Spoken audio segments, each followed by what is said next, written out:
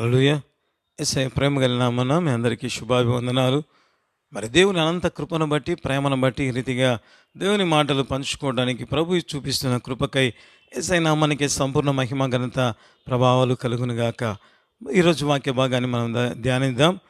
జకర్యా గ్రంథము 9వ అధ్యాయము 12వ వచనం మనం చూసినట్లయితే, బంధకములో పడియుండియు నిరీక్షణ గలవారలారా మీ కోటలకు మరలా ప్రవేశించుడి, రెండంతలుగా మీకు మేలు కలగజేతనని నేను మీకు తెలియజేయుచున్నాను.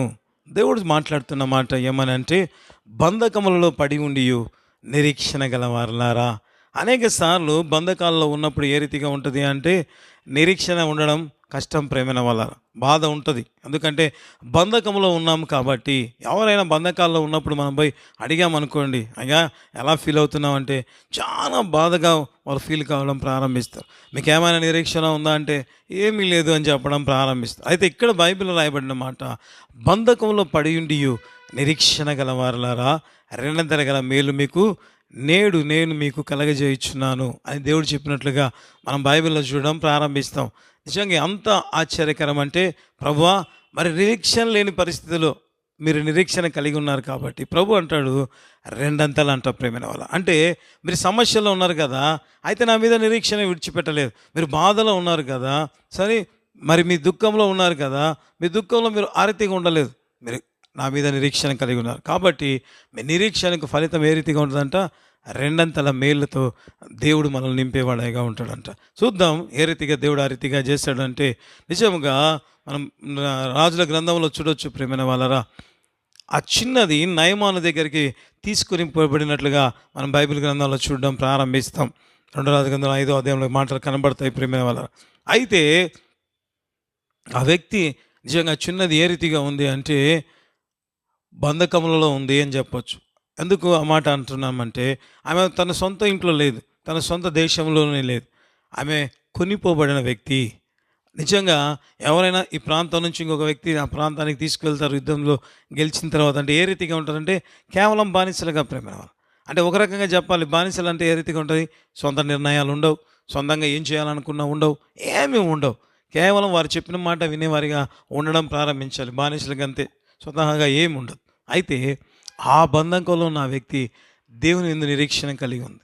ఎట్లా చెప్తారు అంటే, ఆమెకు నిరీక్షణ లేకపోతే తన దేవుడు గొప్పవాడు, ఆయన సర్వశక్తిమంతుడు, ఆయన కుష్ఠరోగిని కూడా బాగు చేయగలడు అని నమ్మి, అయ్యా ఎలీషా మా దేశంలో ఉన్న ప్రవక్త దగ్గరికి వెళ్తే నీకు అద్భుతం జరుగుతుంది అని చెప్పింది అంటే, ఆమె ఎంతగా దేవుని నమ్మి ఉంటుంది, ఎంతగా దేవుని మంది విశ్వాసం ఉంటుంది.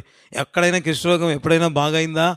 నిజంగా అంతకుముందు ఎక్కడైనా సరే బైబిల్లో చూస్తే ఎక్కడ కనపడదు. ప్రేమైన వాళ్ళ అయితే అది భయంకరమైన వ్యాధి. ఎందుకంటే అది శరీర అవయవాలను తినివేయడం ప్రారంభిస్తుంది. అటువంటి భయంకరమైన సమస్య మరి నయం అనుకుంటే ఆ వ్యక్తి ఏమీ భయపడలేదు. ప్రేమైన వాళ్ళ చాలా ఈజీగా చెప్పింది, అయ్యా అమ్మా మన యజమానుడు ఆ ఎలీషా దగ్గరికి లేకపోతే ఇశ్రాయేల్ దేశానికి వెళ్ళి ఆ ప్రవక్త దగ్గరికి వెళ్తే బాగా అవుతుందని ఈజీగా చెప్పడం ప్రారంభించింది.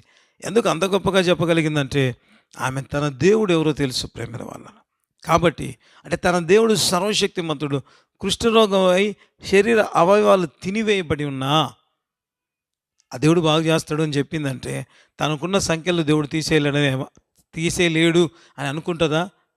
అనుకోదు. ప్రేమైన వాళ్ళ సో ఆ పరిస్థితుల్లో కూడా ఆ చిన్నది ఏం చేసింది, నిరీక్షణ కలిగింది. తద్వారా ఏం పొంది ఉంటుంది అంటే నిజంగా డబల్ బ్లెస్సింగ్ అని ఇక్కడ బైబిల్ రాయబడింది, రెండంతల మేలు.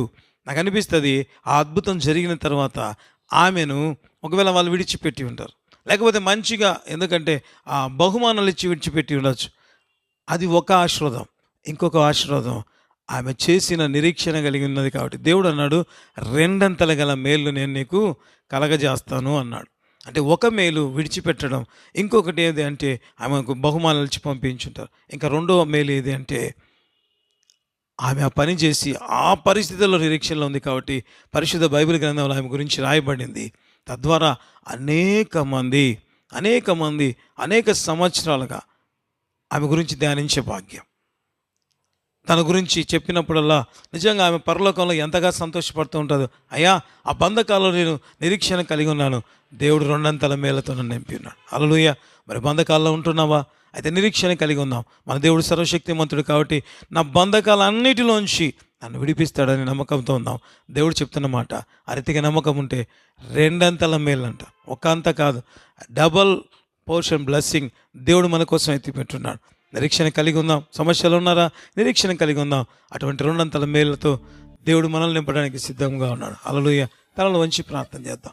ప్రేమ కలిగిన తండ్రి, కృప కలిగిన ప్రభువా, జీవం కలిగిన ఆయన, జీవాధిపతి, సర్వశక్తిమంతుడు, సర్వాధికారి అయిన దేవుడు, మీరు గనక స్తోత్రం ప్రభా. బంధకములలో పడి ఉండి నిరీక్షణ గల వారలారా రెండంతల గల మేళ్లతో నింపుతానన్నావు.